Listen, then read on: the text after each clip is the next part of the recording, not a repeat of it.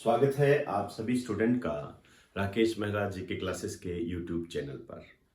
आज इस चैनल पर हम एक करंट कंटेंट पर चर्चा करने जा रहे हैं और इसका संबंध जो है मणिपुर से है।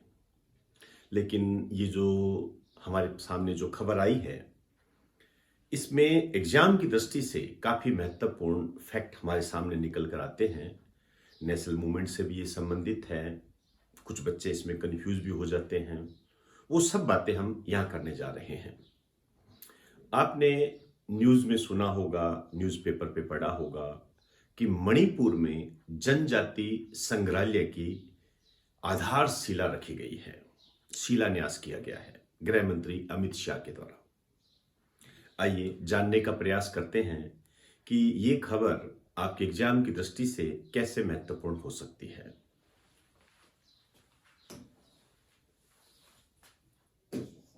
मणिपुर में जनजाति संग्रहालय की स्थापना नहीं, शिलान्यास, आधारशिला रखी है इसकी। एक तो होता है उद्घाटन, मतलब बनकर तैयार हो गया, शिलान्यास मतलब बनेगा, ये किया गया है दिसंबर 2021 और ये किया गया है अमित शाह के द्वारा। आप जानते हो ये भारत के गृह मंत्री है और सहकारिता मंत्री भी है। अभी हाल फिलहाल एक नया मंत्रालय बनाया गया था, मैंने आपको बताया भी था इसके बारे में। तो भारत के सहकारिता मंत्री भी यही है। इस टाइप का क्वेश्चन आपके एग्जाम में आ भी चुका है।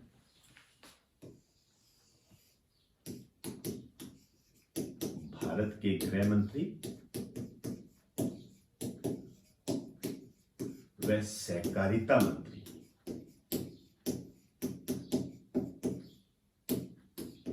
अभी हाल फिलहाल भारत में सहकारिता मंत्रालय का गठन किया गया है, आप जानते हो ये।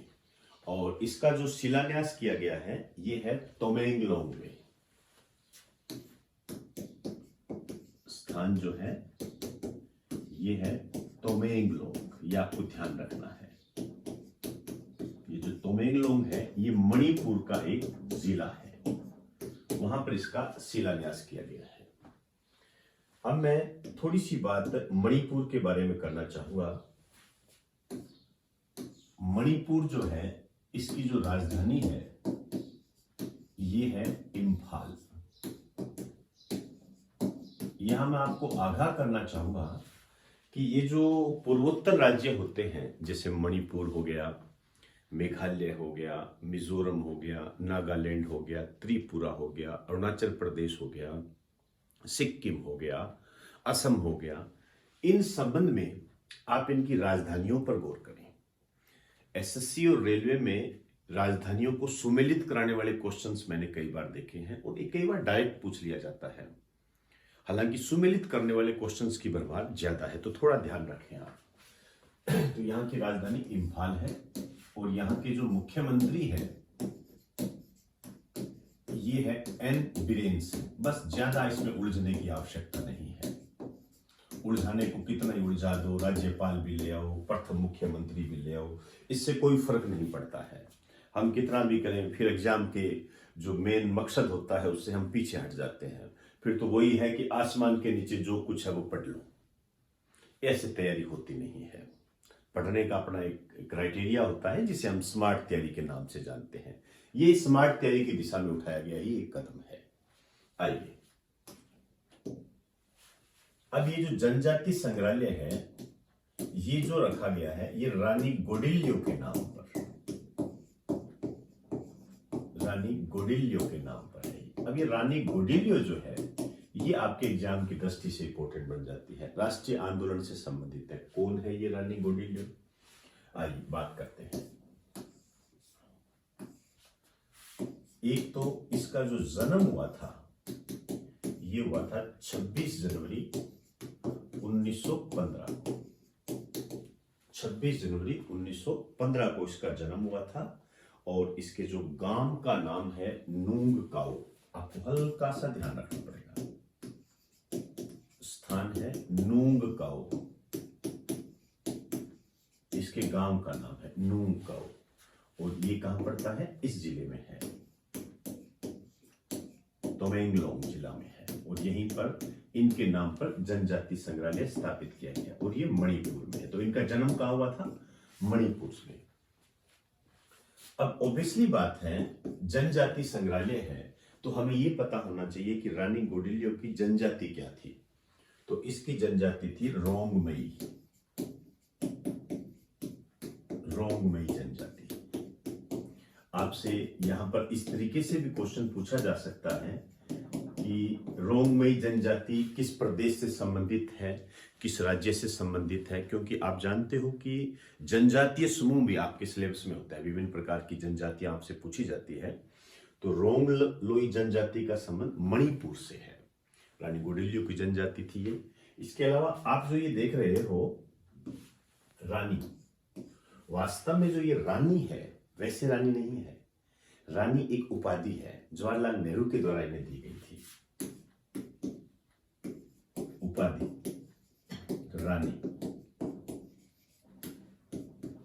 ये इन्हें दी गई जवाहरलाल नेहरू के द्वारा।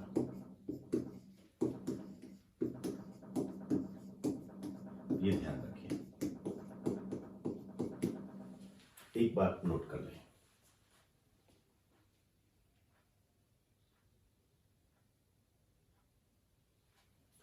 ये जो गौडिल्य है, रानी गौडिल्य, 13 वर्ष की आयु में ही इसने नेशनल मूवमेंट, राष्ट्रीय आंदोलन में, भारत के स्वतंत्रता संग्राम में भाग लेना स्टार्ट कर दिया था।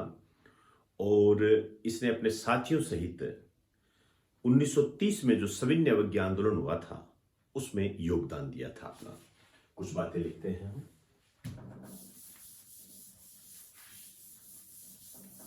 रानी गौडिल्य के ही नीचे लिखा,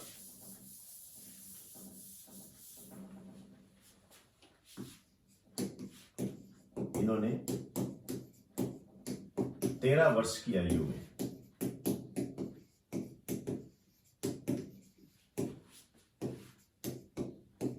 क्रांतिकारी गतिविधियों में भाग लेना प्रारंभ कर दिया था।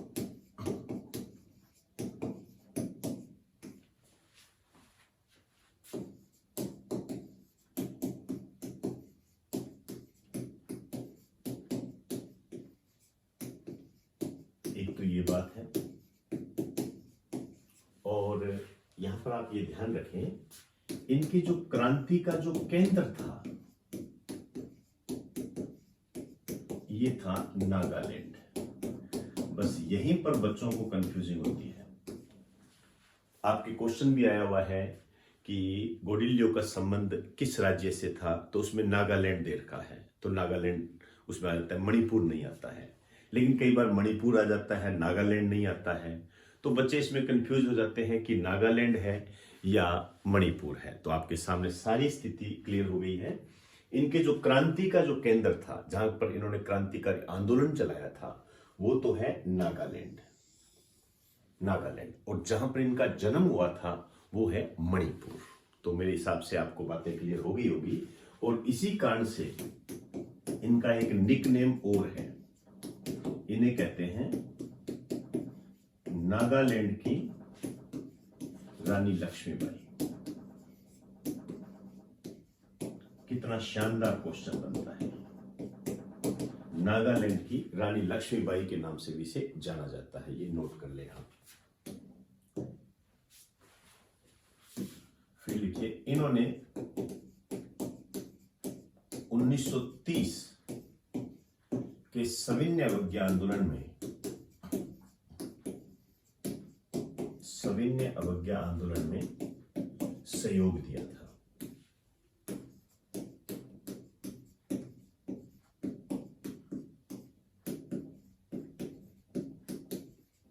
ध्यान रखना, महात्मा गांधी के नेतृत्व में प्रारंभ किया गया था, ये सहयोग किया था। बाद में 1982 में इन्हें भारत सरकार ने पद्म भूषण से सम्मानित किया। ये बात और लिख दीजिए, 1982 भारत सरकार द्वारा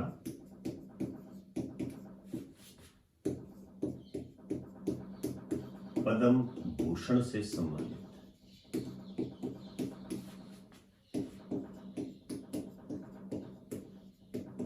पद्म भूषण से सम्मानित हुई है। तो ये थे रानी गौडिल्य। जनजाति संग्रहालय का शिलान्यास किया गया है मणिपुर में, और इनका जो क्रांतिकारी का जो केंद्र था वो नागालैंड था। इसी कारण से इन्हें नागालैंड की लक्ष्मीबाई कहा जाता है। रानी की उपाधि है और जवाहरलाल नेहरू ने इन्हें दी थी। तो बेसिक बातें आपके सामने हो गई है। नेशनल मूवमेंट में भी हम इसकी बात करते हैं जब ऑफलाइन ऑनलाइन पढ़ते हैं। तो एक बात आप इसे नोट कर लें।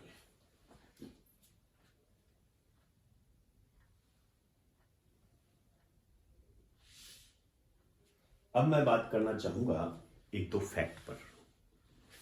हालांकि इनकी डिटेल मैं आगे दूंगा, थोड़ा सा वक्त दीजिए मुझे। इस संबंध में टॉपिक तैयार हो रहा है और एक विधेयक आने वाला है। यदि वो विधेयक आ जाता है तो क्या प्रावधान है, क्या सिस्टम है, उनको साथ लेकर चलेंगे। मैं वेट ही कर रहा हूं। मैं एक 100% आने वाला क्वेश्चन आपको बताने जा रहा हूं। El Salvador. जो बच्चे वर्ल्ड ज्योग्राफी पढ़े हुए हैं उनको जानकारी है, आपको भी जानकारी होगी जो नहीं पढ़े हुए हैं।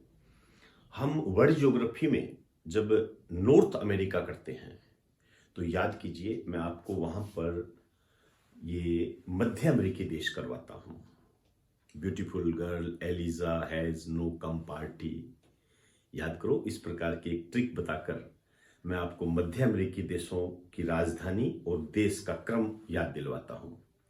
और आपके क्वेश्चन भी आता है कि कौन सा मध्य अमेरिकी देश है, कौन सा नहीं है, तो ये वही है। तो एक तो ये मध्य अमेरिकी देश है, नॉर्थ अमेरिका और साउथ अमेरिका के बीच में एक पट्टी सी होती है, आप मैप में देखना, मध्य अमेरिकी देश है। और यदि हम महाद्वीप की बात करें तो ये हो जाएगा नॉर्थ अमेरिका। इसके बारे में लेटेस्ट न्यूज यही है कि बिटकॉइन को मान्यता देने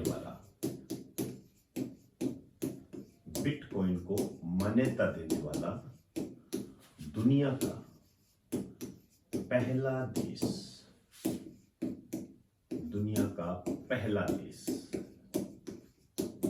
ये है। बिटकॉइन आप जानते हो क्रिप्टो करेंसी है, एक आभासी करेंसी होती है। ये मैं पूरी डिटेल के साथ आपको बताऊंगा, ये थोड़ा सा वेट कर लें। क्रिप्टो करेंसी बिटकॉइन है, ये काफी चर्चा में है, बार बार आप न्यूज़पेपर में पढ़ भी रहे होंगे। हर दिन इसके संबंध में कोई ना कोई न्यूज आ रही है। तो हमें ये बातें बताती है कि हमारे एग्जाम की दृष्टि से ये कितना इंपॉर्टेंट बनता जा रहा है। लेकिन अभी आने दीजिए। तो बिटकॉइन क्रिप्टो करेंसी है। अब आप देखिए, एक बात और ध्यान रखना, इसे दुनिया की पहली बिटकॉइन सिटी भी कहा जा रहा है। आपसे क्वेश्चन इस तरीके से भी पूछा जा सकता है, दुनिया की पहली बिटकॉइन सिटी। क्लियर? एक बार नोट करें।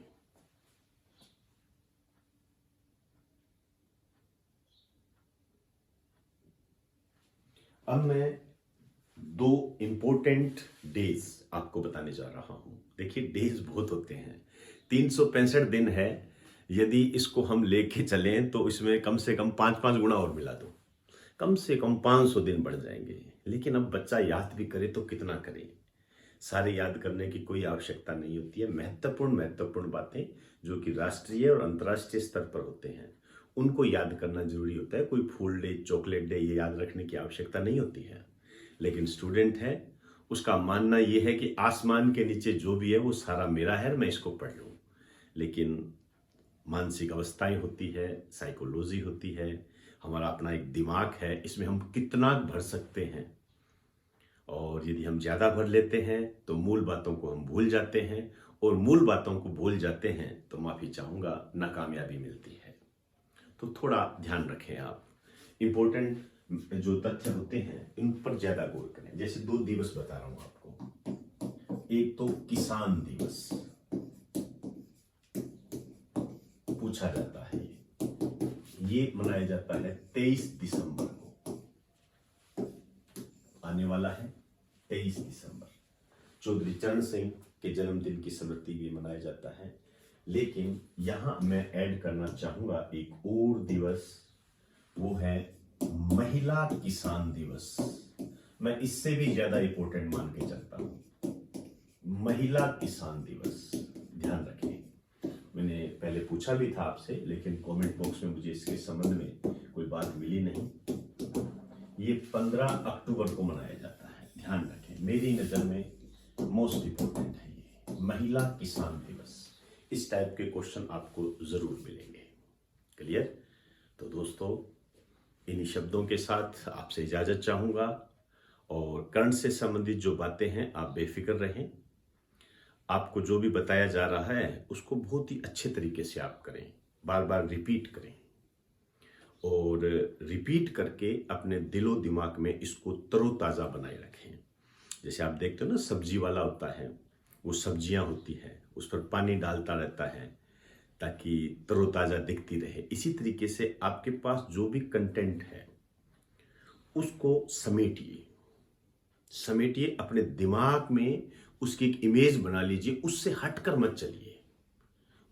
मत चलिए। अपने दिमाग में इतना कचरा मत भरिए कि आप मूल बातों को भूल जाएं।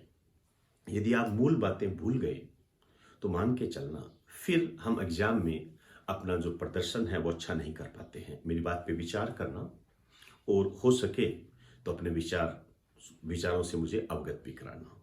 तो दोस्तों, इन्हीं शब्दों के साथ आपसे इजाजत चाहूंगा। आप सभी के उज्जवल भविष्य की मैं कामना करता हूं। आप सभी को बेस्ट ऑफ लक।